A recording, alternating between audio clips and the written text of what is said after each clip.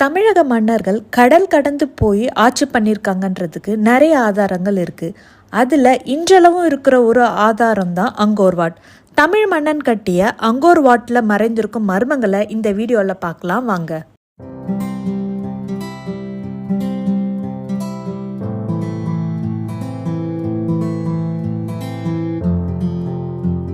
உலகத்தோட 8வது அதிசயமாக கருதப்படுற புகழ்பெற்ற பாரம்பரியம் மிக்க அங்கோர் வாட் கம்போடியாவின் சின்னமாகும். அங்கோர் வாட்டில் அங்கோர் என்பது நகரத்தையும் வாட் என்பது கோவிலையும் குறிக்கிறது. அங்கோர் வாட் சிறியது மற்றும் பெரியது என சுமார் 292 கோயில் கட்டமைப்புகளை கொண்டிருக்கு. இது 2ஆம் சூரியவர்மனால் 12ஆம் நூற்றாண்டின் போது யசோதரபுரத்தில் கட்டப்பட்டது. இது சூரிய பகவானுக்காக கட்டப்பட்ட கோவில். அதனால இங்கிருந்து சூரிய உதயத்தை பார்க்கறது மிகவும் சிறப்பு. அதே மாதிரி இந்து கோவிலாக கட்டப்பட்ட இக்கோவில் சூரியவர்மனோட மறைவுக்கு பிறகு புத்த கோவிலாக மாற்றப்பட்டது. இந்த கோவில் 402 ஏக்கர் பரப்பளவில் கட்டப்பட்டிருக்கு.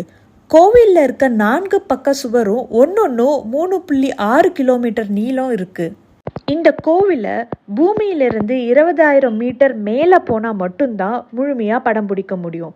அதே மாதிரி இந்த கோவிலில் 5 கிலோமீட்டர் சுற்றளவும் 13 அடி ஆழமும் கொண்ட அகழியால் சூழப்பட்டிருக்கு. கோவிலோட உட்பகுதி லேட்ரைட்னு சொல்லப்படும் எரிமலை கல்லாலும் மேற்பகுதி மணற்கற்களாலும் கட்டப்பட்டிருக்கு.